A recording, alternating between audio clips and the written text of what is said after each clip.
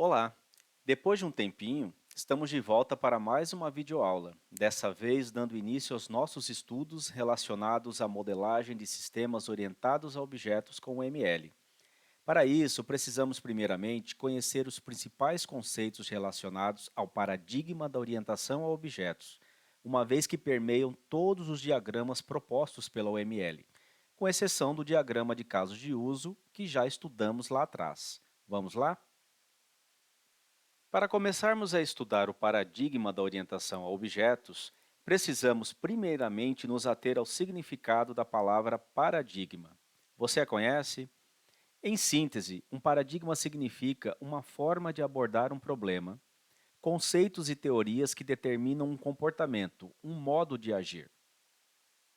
Portanto, no contexto da orientação a objetos, paradigma significa um conjunto de conceitos que estabelece uma maneira de se desenvolver sistemas. Antes da orientação a objetos, outro paradigma era utilizado na modelagem de sistemas, o paradigma estruturado.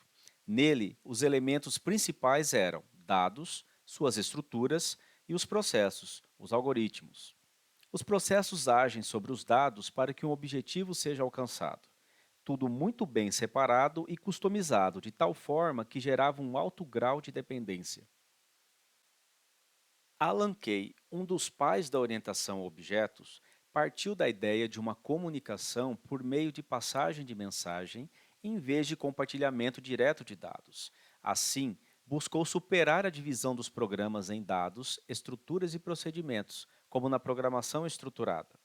Nesse contexto, formulou a chamada analogia biológica. Por meio dela, ele imaginou um sistema de software que funcionasse como um ser vivo. Nesse sistema, cada célula interagiria com outras células por meio do envio de mensagens, focando em atingir um objetivo comum. Além disso, cada célula se comportaria como uma unidade autônoma. Alan Kay estabeleceu então os seguintes princípios para a orientação a objetos. Qualquer coisa é um objeto. Objetos realizam tarefas requisitando serviços a outros objetos. Cada objeto pertence a uma determinada classe. Uma classe agrupa objetos similares.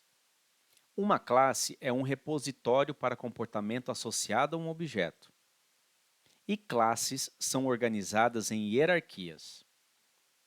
É o paradigma da orientação a objetos que os seres humanos utilizam no cotidiano para a resolução de problemas. Uma pessoa atende a mensagens, requisições, para realizar um serviço. Essa mesma pessoa envia mensagens a outras para que realizem serviços também. Por que não aplicar essa mesma forma de pensar a modelagem de sistemas? Vamos ilustrar esses princípios com um exemplo. Após um longo dia de trabalho, Joana está morrendo de fome e com vontade de comer uma pizza. Decide, então, fazer um pedido a uma pizzaria que possui um bom serviço de entregas. Para que consiga de fato matar sua vontade e comer uma pizza, Joana iniciará um processo que implicará numa sequência de interações entre objetos. Ao ligar para o número de uma pizzaria, entrará em contato com um atendente, que fará as perguntas necessárias para saber o que a cliente deseja no seu pedido. Em seguida, o atendente entrará em contato com um cozinheiro, que também trocará mensagens com ele para poder executar o pedido. Uma vez obtidas as informações necessárias, o cozinheiro começará a produzir a pizza. Com a pizza pronta, o atendente entra em contato com o entregador, que solicitará as informações necessárias para a entrega. Ao levar a pizza até a cliente, entregador e cliente também irão interagir para que o pedido seja pago e sua entrega concluída e Joana finalmente saciar sua fome. Temos então nessa situação hipotética a interação entre 5 objetos: cliente, atendente, cozinheiro, pizza e entregador. Avançando um pouco mais, se analisarmos quase todos os objetos, podemos verificar que existem semelhanças entre eles. Por exemplo, se olharmos para os objetos atendente, entregador e cozinheiro, veremos que eles possuem características e comportamentos que nos permitem afirmar que todos são funcionários. Agora, olhando para o objeto cliente e o objeto funcionário que acabamos de identificar, podemos também perceber que esses possuem características e comportamentos que nos permitem afirmar que todos são pessoas. Assim, fazendo uma nova leitura, podemos afirmar que toda pessoa pode ser um cliente ou um funcionário. E todo funcionário, que é pessoa, pode ser um entregador, um atendente ou um cozinheiro. A esse processo damos o nome de generalização. Veremos isso com mais detalhes adiante. Mas e a pizza? A pizza é um objeto que não possui similaridades com os demais utilizados no nosso exemplo. Por essa razão, acaba não entrando no processo de generalização que construímos anteriormente. Entretanto, se avançarmos um pouco mais na situação apresentada e considerarmos que, no pedido da cliente, podem existir bebidas, temos aqui um novo objeto que, comparado com a pizza, possui similaridades. Assim, pelo mesmo processo de generalização, podemos dizer que tanto pizza quanto bebida são tipos de produto. Entretanto, as interações entre objetos não estão vinculadas apenas a hierarquias. Por exemplo, se aprofundarmos um pouco mais, podemos inserir um objeto pedido, com o qual o cliente, o atendente e os demais objetos irão trocar mensagens. Um objeto pagamento, relacionado ao pedido, um objeto fornecedor, que fornece os produtos à pizzaria, e assim por diante. O que acabamos de fazer aqui é um processo chamado abstração. Em síntese, a orientação a objetos poderia ser traduzida em uma grande conversa, não é mesmo? O paradigma da orientação a objetos visualiza um sistema de software como uma coleção de agentes interconectados chamados objetos. Cada objeto é responsável por realizar tarefas específicas. E para cumprir com algumas das tarefas sob sua responsabilidade, um objeto pode ter que interagir com outros objetos. É pela interação entre objetos que uma tarefa computacional é realizada. Agora que vimos um pouco das bases conceituais do paradigma da orientação a objetos, vamos aprofundar um pouco no entendimento dos dois elementos-chave para a modelagem: os conceitos de objeto e classe. É essencial que você compreenda as suas definições e diferenças para que haja uma efetiva aprendizagem sobre o tema. Vamos lá? O mundo real é formado de coisas. Como exemplo dessas coisas, podemos citar um cliente, uma loja, uma venda, um pedido de compra, um fornecedor, um pagamento, etc. Um objeto é uma entidade que encapsula informações de estado ou dados e possui um conjunto de operações associadas que manipulam esses dados. São um conjunto de dados mais um conjunto de procedimentos que representam a estrutura e o comportamento de uma entidade concreta ou abstrata. Os objetos apresentam um comportamento bem definido e uma identidade que é única.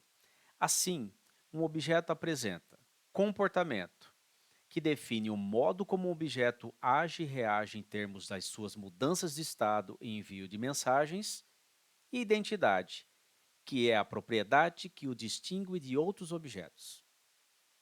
Como exemplo, vamos considerar esses quatro objetos: a bicicleta do Beto, o skate da Carolina, os patins da Rosinha e o patinete do Sérgio. Apesar de serem todos veículos para locomoção individual e terrestre, eles possuem características e comportamentos próprios que os individualizam. Em síntese, um sistema de software orientado a objetos consiste em objetos em colaboração com o objetivo de realizar as funcionalidades desse sistema. Cada objeto é responsável por tarefas específicas, e é graças à cooperação entre objetos que a computação do sistema se desenvolve. A comunicação entre os objetos ocorre por meio de mensagens que identificam operações a serem realizadas no objeto receptor da mensagem, e o objeto responde a uma mensagem mudando possivelmente seu estado e ou retornando um resultado. Voltando ao nosso exemplo da pizzaria, temos os objetos cliente, atendente, cozinheiro, pizza e entregador. É por meio da troca de mensagens que esses objetos irão interagir para que, assim, a cliente consiga receber a sua pizza. Pegando um recorte apenas com os objetos cliente e atendente, vamos entender melhor esse processo. Para que o pedido seja registrado, será necessária a interação entre cliente e atendente. Assim, ocorrerá uma troca de mensagens por meio das quais os objetos farão solicitações de execução de operações. Dá-se o nome de operação a alguma ação que um objeto sabe realizar quando solicitado. Nesse exemplo, o objeto cliente pode realizar as operações: informar o nome, informar o endereço, informar o pedido, pagar o pedido. E o atendente pode anotar o pedido, anotar o endereço de entrega, informar os preços, calcular o valor final e registrar o pagamento. Objetos não executam suas operações aleatoriamente. Deve haver um estímulo enviado a esse objeto. Assim, para que o atendente realize as operações necessárias para o registro de um pedido, ele deve ser provocado por meio de mensagens, assim como o cliente, para que os dados necessários ao pedido sejam fornecidos. Temos, assim, a interface pública dos objetos, que corresponde ao conjunto de operações de um objeto que podem ser invocados por outros objetos. Compreendido o conceito de objeto, vamos agora entender o que é uma classe. Para isso, vamos olhar um pequeno exemplo. Temos aqui 4 bicicletas, do Beto, da Aninha, da Júlia e do Pedro. Todos esses objetos possuem identidade e comportamento próprios, porém, podemos notar que existem semelhanças entre eles. Assim, se fizermos uma descrição do que é comum às bicicletas, podemos dizer que todo objeto bicicleta desse exemplo possui tamanho do quadro, tamanho da roda, número de marchas, material do qual é feito, cor e valor. E todo objeto bicicleta desse exemplo pode realizar as operações mudar de marcha, mover, parar e reparar. O que varia entre os objetos é o valor dos seus atributos e, possivelmente, a implementação dos seus métodos. Por exemplo, o tamanho do quadro da bicicleta do Beto tem um valor diferente do tamanho do quadro da bicicleta da Aninha. O valor da cor da bicicleta do Pedro é diferente do valor da cor da bicicleta da Júlia. O jeito de se mudar a marcha da bicicleta da Aninha pode ser diferente do jeito de mudar a marcha da bicicleta da Júlia. Olhando outro exemplo de um sistema acadêmico, podemos observar que ele possui estudantes e professores. Se forem bem analisadas as características e comportamentos entre esses objetos, podemos dizer que existem, assim, dois grupos. Ao abstrairmos e descrevermos o que é comum a todos os objetos estudantes, temos que todo objeto estudante pode ter matrícula, CPF, nome e endereço, e todo objeto estudante pode pensar, comunicar e aprender. Já para os objetos docentes, temos que todo objeto docente pode ter CPF, nome, endereço e área, e todo objeto docente pode pensar, comunicar e ensinar. A essa descrição resultante do processo de classificação, damos o nome de classe. Assim, uma classe é uma descrição dos atributos e métodos de objetos do mesmo tipo. Toda classe é uma abstração das características de um grupo de coisas do mundo real. Os seres humanos costumam agrupar objetos como uma forma de tentar gerenciar a complexidade de entender as coisas do mundo real. Voltando às nossas bicicletas, é bem mais fácil entender a ideia de bicicleta do que entender todas as bicicletas que existem. Assim, podemos entender uma classe como sendo um molde a partir do qual os objetos são construídos. Dizemos então que um objeto é uma instância de uma classe, uma ocorrência real.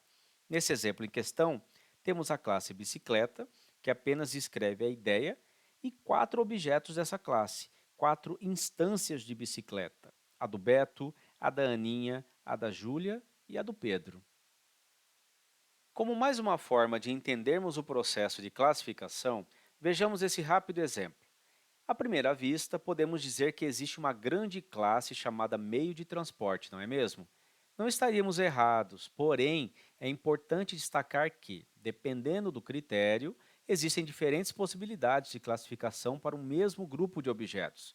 Nesse caso, se tivéssemos como critério base a questão do tipo de veículo, poderíamos ter veículos aquáticos, veículos aéreos, veículos terrestres. Poderíamos classificar de outra maneira? Claro, Pare o vídeo e pense um pouco nessas possibilidades. Tenho certeza que você conseguirá fazer novos arranjos.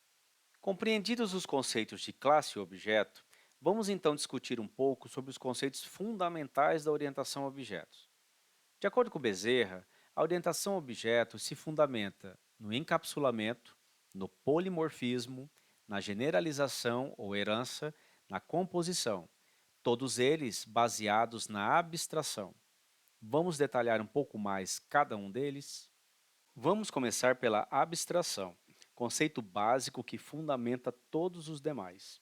A abstração é um processo mental pelo qual nós, seres humanos, nos atemos aos aspectos mais importantes de alguma coisa, ao mesmo tempo em que ignoramos os menos importantes. Esse processo mental nos permite gerenciar a complexidade de um objeto, enquanto concentramos nossa atenção nas suas características essenciais. Dessa maneira, preserva a liberdade nas decisões pelo maior tempo possível. Note que a abstração é algo dependente da perspectiva, do contexto sobre o qual a coisa é analisada. O que é importante em um contexto pode não ser em outro. Lembra do exemplo dos veículos que acabamos de ver? Objetos possuem comportamento. O termo comportamento diz respeito a operações realizadas por um objeto à medida que ele recebe mensagens. O mecanismo do encapsulamento é uma forma de restringir o acesso ao comportamento interno de um objeto. Assim, o encapsulamento separa os aspectos externos de um objeto dos detalhes internos da implementação. Evita efeito cascata a partir de mudanças no código, permite mudar a implementação de um objeto sem afetar as aplicações que o utilizam, permite maior portabilidade e reaproveitamento de código, porém não é exclusivo da orientação a objetos.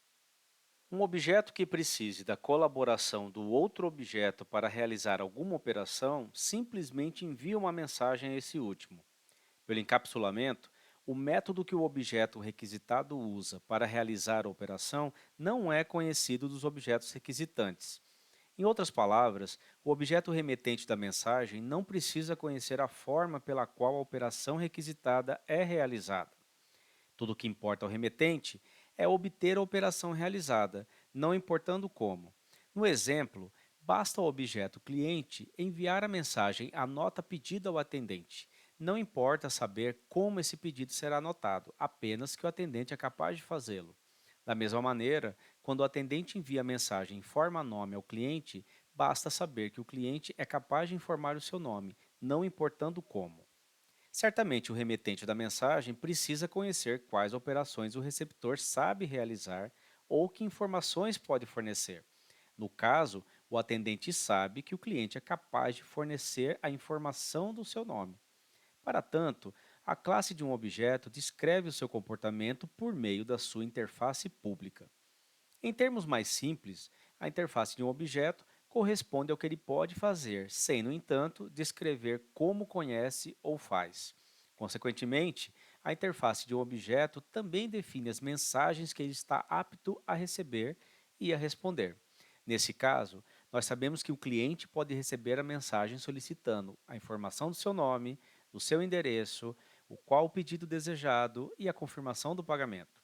E o atendente é capaz de anotar um pedido, anotar a entrega, listar os valores, calcular o pedido e registrar o pagamento. O polimorfismo indica a capacidade de abstrair várias implementações diferentes de uma única interface. Assim, representa a capacidade de duas ou mais classes responderem à mesma mensagem, cada qual do seu próprio modo. Um objeto pode enviar a mesma mensagem para objetos semelhantes, que implementam de formas diferentes a sua interface. Permite maior reaproveitamento de código e respeita o encapsulamento. Um exemplo clássico de polimorfismo é o da forma geométrica. Vejamos aqui quatro formas: um círculo, um triângulo, um quadrilátero e um trapézio. Pelo princípio do polimorfismo, quando uma região de código precisa desenhar os elementos dessa coleção, essa região não precisa conhecer os tipos específicos de figuras existentes. Basta que cada elemento da coleção receba uma mensagem pedindo que desenhe a si próprio. Assim, todas as formas nesse exemplo são capazes de se desenhar e calcular sua área. Todos possuem o mesmo método, mas pelo polimorfismo, cada qual com sua implementação. Assim, o que vai determinar qual será o comportamento específico dos métodos desenha e calcula a área será o tipo de receptor. No exemplo, o objeto desenhista não precisa saber como será feito, apenas que os objetos são capazes de realizar tais operações. Note mais uma vez que, assim como no caso de encapsulamento, a abstração também é aplicada para obter o polimorfismo. Um objeto pode enviar a mesma mensagem para objetos semelhantes, mas que implementam a sua interface de formas diferentes. Um outro exemplo clássico é o do operador mais, cuja implementação em algumas linguagens orientadas a objetos implicam no polimorfismo. Aqui temos dois trechos de código. No primeiro trecho, nós temos duas variáveis inteiras, var1, que recebe um valor 2, e var2, que recebe um valor 3. Temos então uma terceira variável, var3, que recebe var1 mais var2. No segundo trecho, nós temos as mesmas variáveis, porém agora do tipo string. Logo, var1 recebe a string if, var2 recebe a string ms e var3 recebe var1 mais var2. Quais serão os resultados de cada trecho? No primeiro trecho, o conteúdo da variável 3 será 5, pois, como está envolvido por duas variáveis do tipo inteiro, o operador mais realizará a operação de adição. Já no segundo trecho, o conteúdo de var3 será a string ifms, pois, como está envolvido entre duas variáveis do tipo string, o operador mais realizará a concatenação. Logo, é possível dizer que, pelo mecanismo do polimorfismo, o operador mais realiza adição ou concatenação. A generalização ou herança é a principal característica da orientação a objetos. Por meio dela, classes semelhantes são agrupadas em uma hierarquia. Assim, trata-se de um mecanismo para derivar novas classes a partir de classes existentes por meio de um processo de refinamento. Logo, cada classe de um nível herda características e comportamento das classes a qual está associada. Dessa maneira, facilita o compartilhamento de comportamento comum entre um conjunto de classes semelhantes e, assim, simplifica o reaproveitamento de código. Lembra-se da generalização que construímos no nosso exemplo da pizzaria? Então, nele, podemos chamar pessoa de classe base. A partir de pessoa, cliente e funcionário são suas classes derivadas, ou subclasses, ou seja, tanto cliente quanto funcionário herdam características e comportamentos de pessoa e possuem suas especificidades. Agora, olhando para a classe funcionário, dizemos que atendente, entregador e cozinheiro são classes derivadas, subclasses de funcionário, ou seja, herdam características e comportamento de funcionário e possuem suas especificidades. Ainda no nosso exemplo, se olharmos para a classe cozinheiro, dizemos que pessoa e funcionário são suas classes ancestrais, uma vez que cozinheiro herdará todas as características e comportamentos delas, além de ter suas especificidades. Se olharmos novamente para a pessoa, dizemos que todas as demais são suas classes descendentes, pois todas, pela hierarquia, herdarão suas características e comportamentos. Já para a classe funcionário, suas classes descendentes são atendente, entregador e cozinheiro. De acordo com Bezerra, dentre os principais benefícios da herança temos a reusabilidade de código, o compartilhamento de código, a consistência de interface, a componentização de software, a prototipação rápida e o ocultamento de informação. A composição parte do princípio geral de que objetos podem ser compostos por outros objetos. Permite que objetos sejam criados a partir da reunião de outros objetos e se assemelha aos princípios da generalização. Em um sistema acadêmico, temos o objeto turma e o objeto estudante.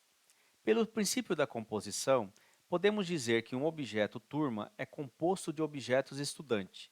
Em outras palavras, um objeto turma é criado a partir da reunião de vários objetos estudante. Olhando mais dois pequenos exemplos, podemos dizer que, num sistema de compras, um objeto pedido é criado a partir da reunião de vários objetos produto. Assim como, num sistema de uma oficina mecânica, dizemos que um objeto revisão é criado a partir da reunião de vários objetos serviço.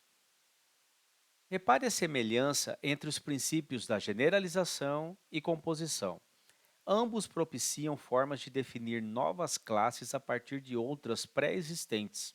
Entretanto, há situações mais adequadas para a aplicação de um princípio ou outro, e isso estudaremos com mais detalhes no decorrer dos próximos vídeos. O correto entendimento da aplicação desses dois princípios é uma competência importante para o profissional que realiza atividades de modelagem e desenvolvimento de software orientado a objetos.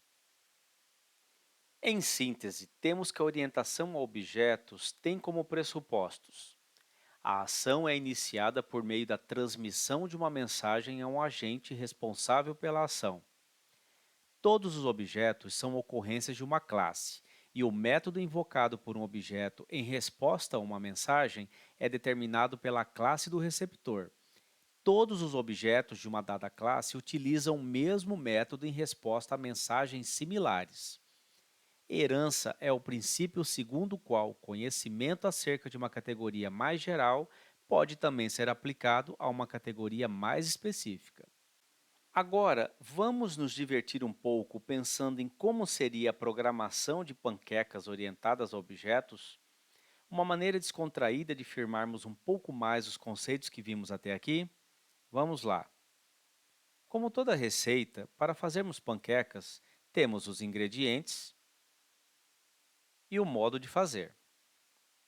Atenção! Se você é especialista em fazer panquecas, não se revolte com essa receita, ok? É apenas um exemplo. Pensando orientado a objetos, podemos dizer que, num objeto panqueca, os atributos são ovos, leite, sal, açúcar e queijo ralado. Em seguida, temos os valores básicos desses atributos, ou seja, quando um novo objeto panqueca é iniciado, esses valores são automaticamente inseridos nos respectivos atributos. Nesse caso, ovos recebe 2, leite recebe 1, sal recebe 1, açúcar recebe 2, queijo ralado recebe 1. Agora, pensando nos métodos da panqueca, temos misture, bata, pegue, coloque, vire, espere, tire, sirva. E o código? Como você imaginaria um código para executar a panqueca? Vamos olhar então um pseudocódigo da panqueca. Primeiramente, temos que declarar a classe panqueca. Assim, temos os atributos ovos, leite, sal, açúcar e queijo, com todos os seus valores default. E os métodos misture, bata, pegue, coloque, leve, vire, espere, tira e sirva. Agora, vamos criar a panqueca. Primeiro, inserimos o pacote que possui a classe panqueca. Em seguida, declaramos uma variável e instanciamos um objeto da classe panqueca. Nesse caso, a variável se chama minhaPanqueca e recebe um novo objeto panqueca.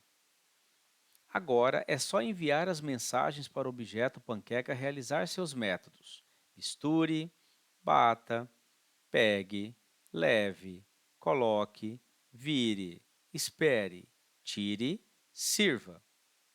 Achou difícil?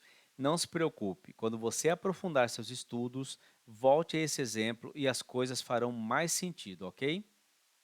Bom, todos os conceitos que vimos até aqui serão essenciais para que, a partir de agora, consigamos trabalhar com a modelagem orientada a objetos com o ML.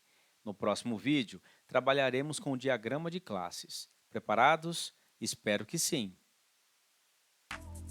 E ficamos por aqui. Faça suas leituras e retome esse vídeo sempre que necessário. Temos um longo caminho pela frente. Tchau!